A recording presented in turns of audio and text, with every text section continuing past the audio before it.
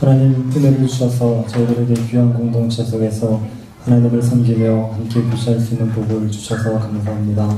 하나님께서 우리에게 베풀어 주시는 이 공동체의 은혜들을 풍성히 누릴 수 있는 저희들 되게 하여 주시고 주님의 온된 교회를 함께 세워가는 일에 함께 쓰임받을 수 있는 저희들 될 수 있도록 은혜 베풀어 주옵소서. 이 시간도 저희들이 함께 말씀 앞에 섭니다. 말씀으로 우리를 다시 한번 새롭게 하여 주옵소서. 걸어가신 예수님 이름으로 기도드립니다. 네, 느헤미야 3장 말씀입니다. 1절부터 5절까지 한번 보도록 하겠습니다. 엄마, 나 소년이랑 놀고 싶어. 3장 1절부터 5절까지 한번 보겠습니다. 네, 729페이지에 있습니다. 찾으셔서 기도하겠습니다. 그때 대제사장 엘리야십이 그의 형제 제사장들과 함께 일어나 양문을 건축하여 성별하고 문짝을 달고 또 성벽을 건축하여 한메아 망대에서부터 하나넬 망대까지 성별하였고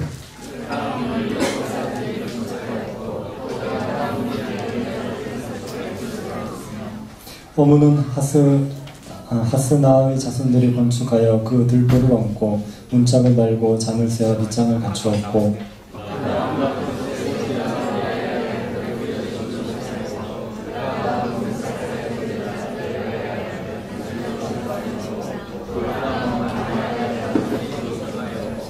같이 보겠습니다.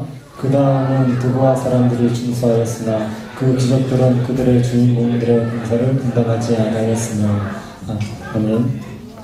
네, 제가 땜빵으로 설교하러 왔습니다. 혹시 그 리더분들이나 늦게 오시는 분들 있죠? 최 목사님 설교가 길어서 늦게 오시는 분들이 있으면 미리 연락하셔서 빨리 오시라고 제가 빨리 마칠 거거든요. 그러니까 빨리 오시라고 얘기해 주시기 바랍니다. 사람들은 그 역사적으로 중요한 일이 있고 나면 그 일과 관계된 사람들의 명단을 작성해서 남기죠. 우리나라 역사에서 중요한 일이 있을 때마다 사람들이 그 일과 관계된 사람들의 이름을 기록했습니다. 우리나라가 일제에서 해방되고 나서 그리고 사람들이 독립운동에 참여했던 사람들의 이름을 남겼죠. 뭐 김구, 안창호, 윤봉길, 안중근 의사 같은 분들의 이름을 남겼습니다. 반면에 일본의 앞자리가 됐던 사람들의 이름도 남기죠. 을사오적이라고 하는 박재순, 이주용, 이근택, 이완용, 권준영 이런 사람들의 이름도 남겼습니다. 6.25가 있고 나서는 조국을 위해서 목숨을 걸고 전쟁에 참여했던 사람들의 이름도 남겼죠. 우리나라 충원탑 같은 데 가면 거기에 이름이 남아있지 않습니까?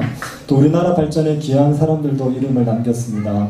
우리나라 건설공사에서 굉장히 중요한 공사가 경부고속도로 공사죠. 이건 박정희 대통령이 공약을 딱 걸었는데 엄청난 반대가 있었습니다. 그런데 투철한 군인 정신으로 밀어붙여가지고 공사를 성공하지 않습니까? 뭐 장비도 없고 기술도 없는데 우리 힘으로 한번 해보자 그래가지고 만들었던 공사입니다.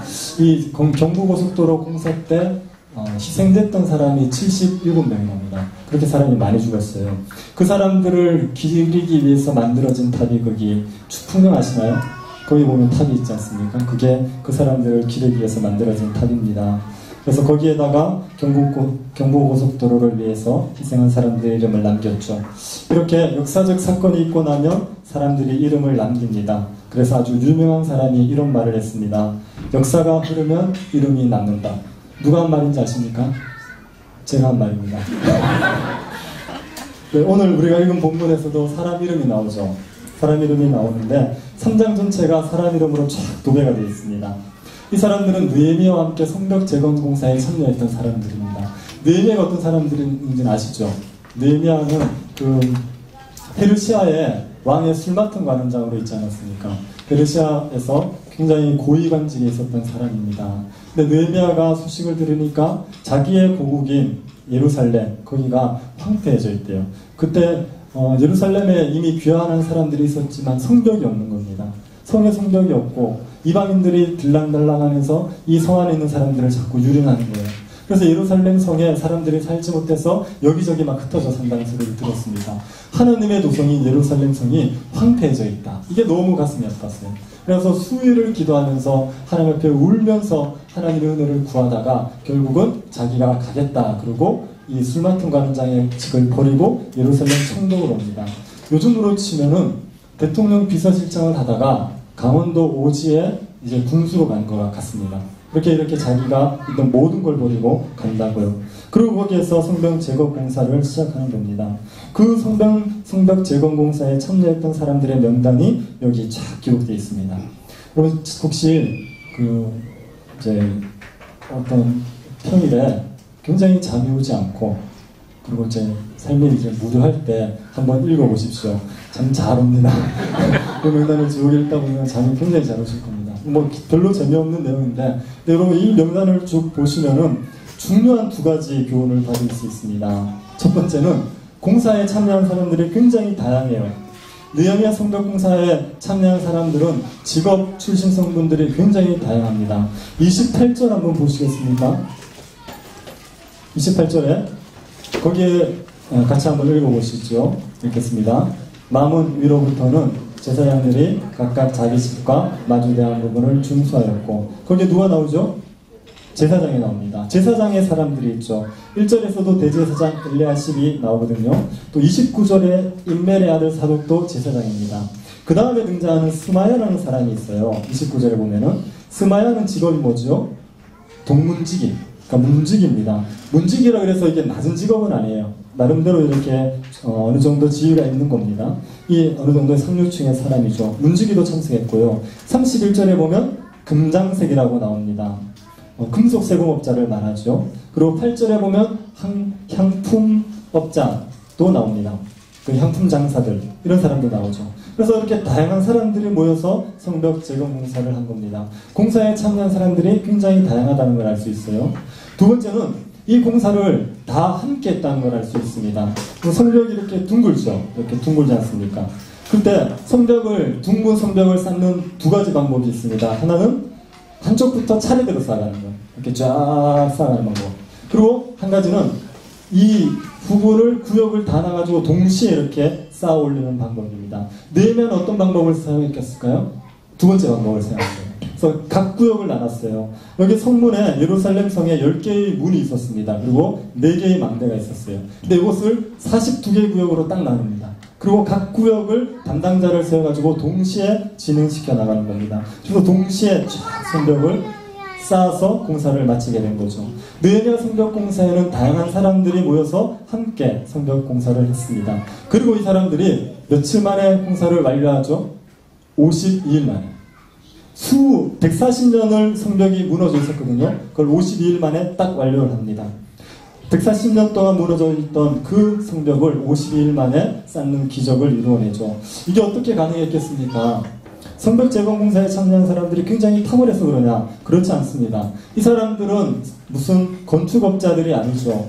금장색, 상품장사, 상인들, 제사장 이런 사람들 아닙니까? 그러니까 건축을 전문하는 사람들 아니었고요. 다른 일들 하는 사람들이 모인 겁니다. 그리고 이 사람들의 믿음이 좋느냐? 꼭 그렇지도 않습니다. 여기에 보면은 그 대제사장 중에 그 엘리야십이라는 대제사장이 있는데 나중에 보면 이방인과 결탁을 합니다. 그리고 도비아라는 사람과 사돈을 맺어가지고 거기에 뭐 또 방을 내주고 별의별 짓을 다 합니다. 그러니까 믿음이 좋지 않은 신앙의 엉터리 같은 그런 사람들도 있는 거예요. 그럼에도 불구하고 이들을 통해서 예루살렘 성벽이 재건됩니다. 이게 어떻게 가능하게 됐습니까? 느헤미야의 탁월한 지도력 때문입니까? 그것도 원인이긴 하지만 그것도 1차적인 원인은 아니죠. 이 모든 일들이 가능하게 되었던 근본적인 이유가 무엇이겠습니까? 교회에서 질문 중에 70-80%는 하나님, 예수님, 이게 답입니다. 이 모든 일들이 가능하게 된 이유는 무엇이겠습니까? 하나님입니다. 하나님의 선한 손의 도우심. 이것 때문에 가능하게 된 거예요. 그 느헤미야서에서 여러 번 나옵니다. 여호와의 선한 손이 나를 도우셨다. 느헤미야를 충동시켜 가게 한 것도 하나님이시고요. 그리고 이 많은 방해가 있는 속에서도 52일 만에 이루게 된 것도 하나님입니다. 하나님께서 느헤미야와 가장의 다양한 사람들을 사용하셔가지고 52일 만에 성벽 재건 공사를 완성하신 겁니다. 그럼 이게 하나님의 방식이에요. 다양한 사람들이 함께 모여서 함께 일하게 하는 게 하나님의 방식입니다. 혼자 일하는 걸로 치면 하나님보다 일 더 잘하시는 분은 없습니다. 하나님이 얼마나 전능하신 분입니까? 마음만 먹으면 못하실 일이 없으시죠. 원하시면 마른 땅도 바다가 되게 하시고요. 높은 산도 평지가 되게 합니다. 원하시면 난공불락의 성도 하루아침에 무너뜨리고요. 다 무너진 성도 하루아침에 재건하실 수 있는 분이 하나님이십니다. 홀로 일하시기로 하면 하나님을 당할 자가 없다고요. 근데 하나님은 홀로 일하시지 않고 사람들을 부르세요. 사람들을 부르시는데 다양한 사람들을 부르십니다. 그리고 그 사람들을 통하여서 하나님의 일들을 함께 이루어가게 하시는 거죠. 하나님이 부르는 사람들은 정말 다양하죠. 어떤 사람들은 가난하고, 어떤 사람은 부자고, 어떤 사람은 똑똑하고, 어떤 사람은 안 똑똑하고, 어떤 사람은 생겼고, 어떤 사람은 안 생겼고, 정말 다양한 사람들을 부르시죠. 옆에 이 다양하신 분들이 계시지 않습니까? 이런 사람들을 모아가지고 하나님께서 다 함께 하나의 일을 만들어 가시는 겁니다. 이게 오늘날 교회를 세워가는 하나님의 방식이기도 합니다. 하나님이 사람들을 부르세요. 다양한 사람들을 부르셔서 함께 교회를 세워가게 하는 거죠. 성경에 보면 교회를 건물에다 비유합니다. 건물에다가. 하나님의 교회를 하나의 건물에다가 비유해요. 에베소서 2장 한번 찾아보시겠습니까? 2장 21절 22절 한번 찾아보시기 바랍니다. 참고로 에베소서는 신약에 있습니다. 네. 제가 이런 배려가 있는 목사입니다. 2장 21절 22절입니다. 같이 한번 읽어볼게요. 찾으셔서. 네, 읽어보겠습니다. 그의 안에서 건물마다 서로 연결하여 주 안에서 성전이 되어가고 너희도 성령 안에서 하나님의 거하실 처소가 되기 위해서 예수 안에서 함께 지어갑니다. 교회, 즉 하나님의 백성들의 모임을 가리키면서 하나님의 처소 이렇게 얘기합니다. 그리고 이 하나님의 처소를 예루살렘 성전에 빗대어서 말하죠. 교회를 하나의 건물에 비유합니다. 건물은 큰 돌 하나로는 절대로 세워지지 않지 않습니까? 여러 돌들이 모여야 되는 겁니다. 요즘은 이렇게 뭐 콘크리트고 또 벽돌로 지어서 그러는데 혹시 옛날 그 돌담벽 아십니까? 그러니까 네, 시골에 사셨던 분들요. 그래서 이렇게 그 돌담을 쌓을 때 보십시오. 그때 보면 똑같은 돌로 안 쌓였죠? 정말 다양한 돌들을 가져오잖아요. 큰 돌도 있는데 작은 돌도 있습니다. 모난 돌도 있고요. 근데 그걸 이렇게 해가지고 기가 막히게 맞춰가지고 돌담을 쌓는 거 아닙니까? 하나님이 그렇게 건축을, 교회를 세워가신다는 거예요. 한두 사람의 탁월한 사람 때문이 아니라 여러 사람을 부르셔서 그 다양한 사람들을 잘 조합시켜서 그들을 통해서 하나의 교회를 세워가게 만드신다는 거예요. 사도행전에 보면은 이런 교회의 모습들이 잘 나타나고 있습니다. 심심하실 텐데요. 사도행전 13장도 찾아보십시오. 13장 1절입니다. 사도행전도 구약 신약에 있습니다. 1절 한번 찾으셔서 한번 읽어봅시다.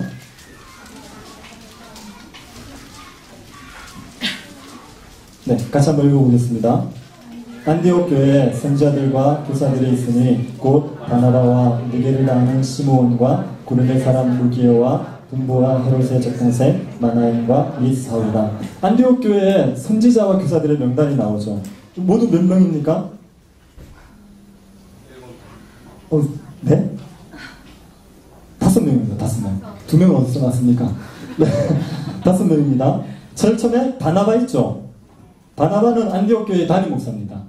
바나바는 구브로섬 출신의, 이 사람은 헬라파 유대인입니다. 헬라파 유대인.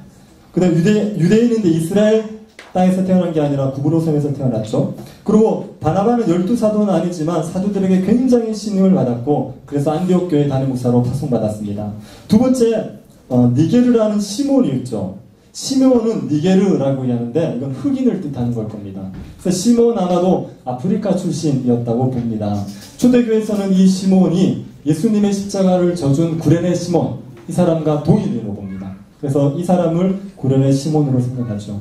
그리고 세 번째, 구레네 사람 루기오라는 사람이 있습니다. 루기오는 뭐 특별한 설명이 없는 사람이고요. 네 번째, 마나엔이 있습니다. 마나엔은 헤롯의 젖동생이라고 말하죠. 헤롯의 젖동생이라는 얘기는 헤롯과 같이 젖을 먹고 큰 겁니다. 그러니까 아마 이 마나엔의 어머니가 헤롯의 유모였던 것 같아요. 그래서 유모로서 젖을 먹이니까 자기도 이제 같이 엄마 젖을 먹고 사면서 헤롯과는 이제 젖을 나눠 먹은 사이가 됐죠. 헤롯은 왕이지 않습니까? 그러니까 이 마나엔도 나름대로 굉장히 높은 지위였을 거라고 생각을 합니다. 그리고 바울이 있죠. 정통 바리새인인 바울이 있습니다. 이 5사람이 다 달라요. 유대인도 있고요, 이방인도 있고요, 황인도 있고 흑인도 있습니다. 고위층도 있고 평범한 사람들도 있습니다. 이렇게 다양한 사람들이 모여서 안디옥 교회의 선지자와 교사 역할을 했죠. 세상적으로 보면 전혀 어울릴 것 같지 않은 사람들인데 하나님의 교회 앞에서 함께 어울려가지고 있는 겁니다. 안디옥 교회는 선지자와 교사만 다양한 게 아니라 구성원도 다양했습니다. 이방인도 있고 유대인도 있고 이 사람들이 같이 어울려서 하나의 교회를 이루는 거죠. 하나님께서는 이렇게 다양한 사람들을 부르셔서 그래서 하나의 교회를 세워가시는 겁니다. 그리고 이런 방식이 너무 괜찮지 않습니까? 하나님의 방식이 너무 이상하지 않습니까? 정말 다른데, 정말 다양한데 그런 사람들을 다 같이 모아가지고 하나의 연합의 공동체를 만들고 공동체를 세워가게 하시는 것, 그것이 하나님의 교회를 세워가시는 방법입니다. 근데 제가 볼 때 한국 교회가 이 하나님의 방식에 제일 익숙하지 않은 것 같아요. 한국 교회는 다양한 사람들이 같이 연합을 이루어서 하나님의 일을 하는 것에 굉장히 부자연스럽습니다. 어려워합니다. 힘들어합니다. 제가 선교지를 나가서 선교사님들하고 얘기를 하면서 들어봤던 얘기 중에 공통적으로 들었던 얘기입니다. 선교지에 나가신 선교사님들이 서로 연합이 안 되는 거예요. 그래서 각자의 사역들은 열심히 하세요.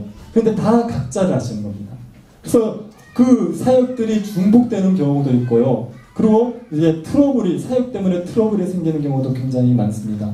여러 선교사님들이 되게 많이 나갔는데 각계 플레이를 하니까 본인의 한계에 따라서 어떤 분들은 사역을 좀 잘하시기도 하고 어떤 분들은 사역이 안 되시기도 하면서 이게 큰 열매들을 못 냈더라고요.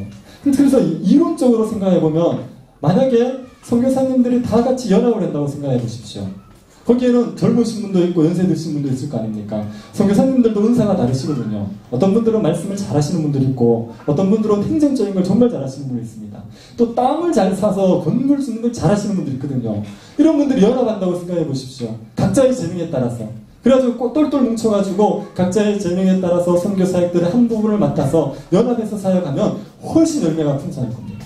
근데 그게 잘 안 되죠. 이 방식이 우리에게 너무 익숙하지 않은 겁니다. 근데 여러분, 하나님이 교회를 세워가시는 방식은 여러 사람들을 통하여서 함께 교회를 세워가는 게 하나님의 방식입니다. 이 방식대로 할 때 공동체가 풍성해지고요. 공동체가 온전해지는 겁니다.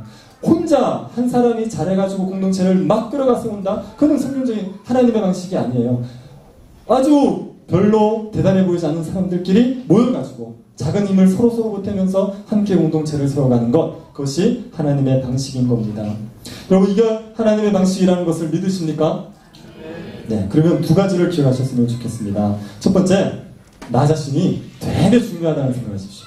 여러분, 한 명 한 명이 굉장히 중요한 사람이라는 생각하십시오. 여러분, 우리가 하나님 앞에 부름받을 때, 우리가 예수 그리스도를 믿기로 할 때 하나님 앞에 부름받죠. 그러면 내가 예수 그리스도를 믿기로 하는 순간에 나와 예수 그리스도는 하나가 됩니다. 연합이 됩니다.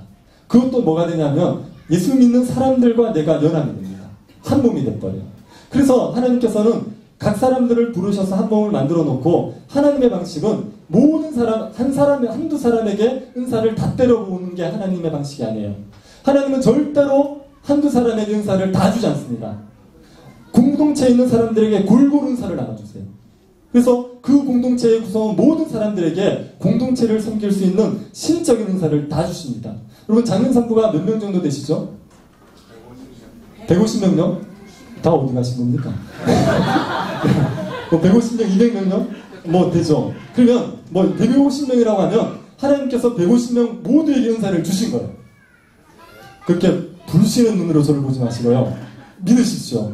여러분, 예수 그리스도를 믿을 때 우리는 은혜를 받거든요. 은혜를 받을 때 은사도 같이 옵니다. 카리스가 같이 옵니다. 카리스마가 오죠. 그래가지고 우리에게 각자에게 다른 사람을 흉내를 넣을 수 없는 은사들이 있습니다.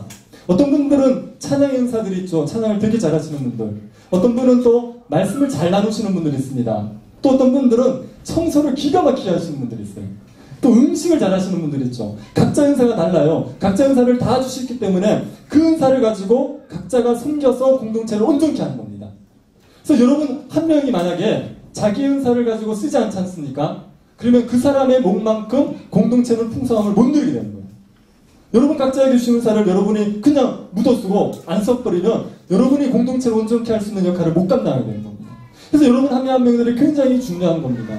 그 네미야 성벽제 영웅사 할 때 얘기했죠. 이렇게 쭉 같이 이걸 42개로 나눠가지고 동시에 쌓아 올렸다고 얘기했지 않습니까? 그런데 만약에 그 중에 42개 팀 중에 안 중요한 팀이 있을까요? 없을까요? 없습니다. 다 중요해요. 만약에 한 개 팀이라도 안 하면 성벽공사를 안 했다고 해보십시오. 그러면은 41개의 성을 사람들이 열심히 해가지고 다 쌓았습니다. 한 명만, 한 팀만 안 했어요. 그 성벽은 온전한가요? 아닌가요? 아니죠. 그 성벽은 무용지물입니다. 뚫린 성벽이 무슨 소용이 있습니까? 42개의 팀이 다 같이 움직여서 다 쌓아 올려야지만 그래야 그 성이 온전해지는 거거든요. 그러니까 한 사람 한 사람들이 얼마나 중요하냐고요. 여러분 한 명 한 명들이 다 중요합니다. 여러분의 역할들과 자리들이 반드시 있습니다. 아시겠죠? 총무 집사님? 네. 혹시 놓으시는 분들 있으면 이 설교를 녹음해서 꼭 들려주십시오. 동영상으로. 네, 그래서 쉬시는 분이 있으시면 안 됩니다. 나는 뭐 할 일이 없어. 나는 여기에 별로 중요하지 않아. 그러고 쓰시면 안 됩니다. 아무도 쉬지 않고 다 같이 움직이셔야 돼요. 그죠? 네. 분위기가 정말 제가 고등부한테 상처가 많은데요. 약간 그 느낌이 들어서 놓치면 안 됩니다. 다 같이 움직여야 돼요. 여러분 한 명이 정말 얼마나 중요한지 몰라요. 제가 농담 삼아 아이들한테 하는 얘기인데요. 여러분 중에 한 명만 사고를 치지 않습니까? 그러면은 공동체 전체가 완전히 목치를 당하죠. 그래서 새신자가 왔습니다. 왔는데 여러분 중에 한 분이 새신자한테 보더니 욕을 했다 합시다. 여기 내 자리라고. 이거 왜 왔냐고. 욕을 바가지라고 보냈습니다. 그럼 요 새신자가 장명산부 갔더니만 장명산부에 이상한 사람이 있다라고 얘기합니까? 장명산부 이상하다고 얘기합니까? 장명산부를 욕하지 장명산부 안에 이상한 사람이 있다 얘기하지 않습니다. 장명산부를 싸잡아서 욕합니다. 더 심하면 동부교회를 싸잡아서 욕하죠. 여러분 한 명만 사고 치면은 교회 전체가 욕먹는 겁니다. 근데 한 명이 잘해보십시오. 그러면 또 교회 전체가 장명산부 전체가 영광을 누리는 거죠. 그래서 우리 한국교회가 지금 욕을 바가지로 먹는 이유 중에 하나가 그거거든요. 어떤 교황님이 왔다 하셨지 않습니까? 교황님 왔다 하시고 나서 목사님들이 모여서 토론을 하시더라고. 한국교회 이제 어떻게 해야 되냐, 뭐 또 왜 이러냐 이렇게 얘기하는데, 여러분 한국교회 이미지가 굉장히 지금 안 좋죠? 안 좋은데, 한국교회에 문제 많은 교회가 많을까요? 아니면 건강한 교회가 많을까요? 건강한 교회가 많습니다. 좋은 목사님이 많을까요? 문제 많은 목사님이 많을까요? 좋은 목사님이 많죠. 여러분 아시는 좋은 목사님 누가 있습니까? 장례선부는 정말 훌륭한 공동체입니다. 정말 훌륭한 공동체입니다. 은혜가 충만하고요. 네. 근데 정말 좋은 목사님 많거든요. 하지만 대표성을 가진 몇 분들이 사고를 치니까 교회 전체가 욕을 먹는 겁니다. 그 사람들의 문제로 얘기하지 않아요. 한국 교회라고 합니다. 교회. 그래서 한 사람 한 사람들이 그렇게 중요한 겁니다. 여러분 한 사람이 장명산부를 대표하는 거고요. 여러분 한 사람이 교회를 대표하는 거고요. 한국교회 전체를 대표하는 게 될 수 있습니다. 그러니 나 한 사람이 중요하다는 생각을 절대로 잊어버리지 마시기 바랍니다. 또 한 가지는 옆에 사람도 중요하다는 걸 잊어버리지 마십시오. 내 옆에 보면 공동체에 보면 하나님이 꼭 그런 분들 보내시거든요. 저분은 안 나왔으면 좋겠다.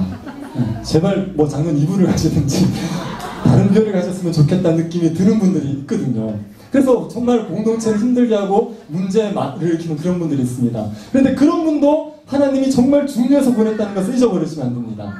여러분 이게 다 건강한 사람들 있고 좋은 사람들만 있으면 좋을 것 같은데요. 꼭 그렇지 않아요. 문제 있는 사람들이 있어야지 우리의 존재 가치를 확인할 때가 있어요. 제가 이거 어디 가면 느끼냐면 병원 가면 느끼는데요. 병원 가면 병원이 좋게 하려면 누가 좋아야 되죠?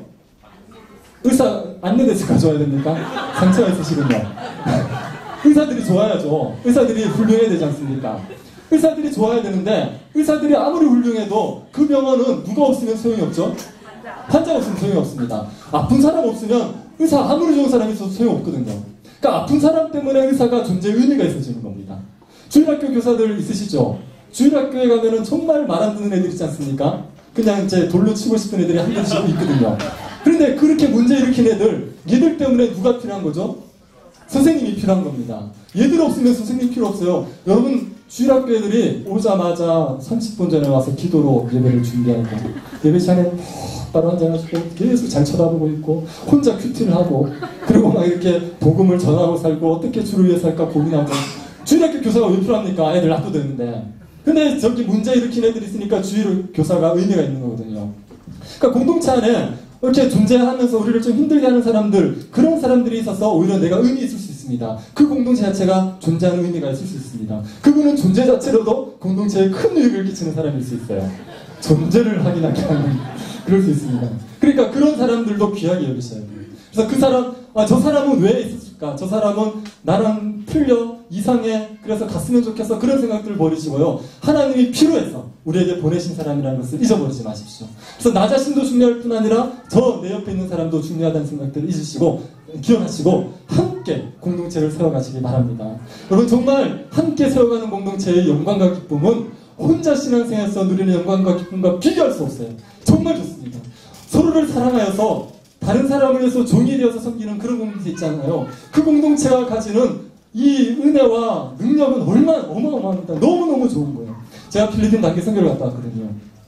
필리핀에 단기 선교 와가지고 제가 청년들 데려갔는데 멤버가 저 포함해서 딱 12명이었습니다. 12명이 갔죠. 12명의 제자들처럼 갔죠. 가서 우리가 사역을 하는데 교도소 4군데를 돌았습니다.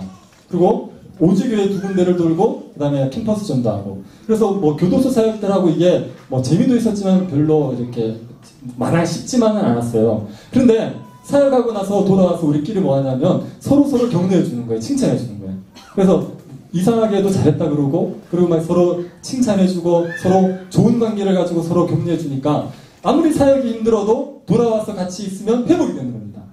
그리고 힘이 나는 거예요. 그러니까 저는 힘들지 않게 일주일의 시간들을 너무 재밌게 보냈습니다. 그럼 좋은 공동체라는 게 그렇게 능력이 있습니다. 여러분이 함께 공동체를 아름답게 세워가 보십시오. 세상은 전쟁터잖아요. 가가지고 상처받고 지쳤던 사람들이 오는 거죠. 오면 와가지고 서로 격려받고 섬김을 받고 은혜를 충만하게 받아서 또 강해지는 겁니다. 그리고 가서 세상에서 또 싸우고 그리고 다시 또 와서 충전하고 이렇게 할 수 있는 그게 공동체입니다. 이렇게 서로를 연합되어서 함께 세워가는 공동체는 엄청난 겁니다. 이런 공동체를 통해서 복음이 전하여지고 하나님의 능력이 나타나는 겁니다. 그러니 여러분 이 작은 산물을 여러분 모두가 함께 서로 협력하여서 하나님의 성전으로 아름답게 지어가시게 되기를 축복합니다. 그래서 정말 하나님의 은혜가 충만하고 많은 사람들에게 와보라 말할 수 있는 멋진 공동체 되시기를 간절히 바랍니다. 네, 기도하겠습니다. 하나님 아버지, 은혜를 베풀어 주셔서 감사합니다. 저희들을 예수 그리스도 안에서 불러주시고 한 몸이 되게 하여 주신 것을 감사합니다. 우리같이 볼품없고 보잘것없는 사람들을 부르셔서 주님의 교회를 세워가기 위해서 우리를 이곳에 보내신 줄 압니다. 우리에게 주신 은사를 따라 공동체를 섬기게 하시고 하나님의 공동체를 하나님이 거하실 아름다운 성전으로 함께 세워갈 수 있게 하여 주옵소서. 우리 안에 서로를 사랑하는 마음들 주시고 섬기는 마음들 주셔서 세상이 부러워할 만한 은혜의 공동체가 되어질 수 있도록 주님 허락하여 주옵소서. 거룩하신 예수님 이름으로 기도드립니다. 아멘.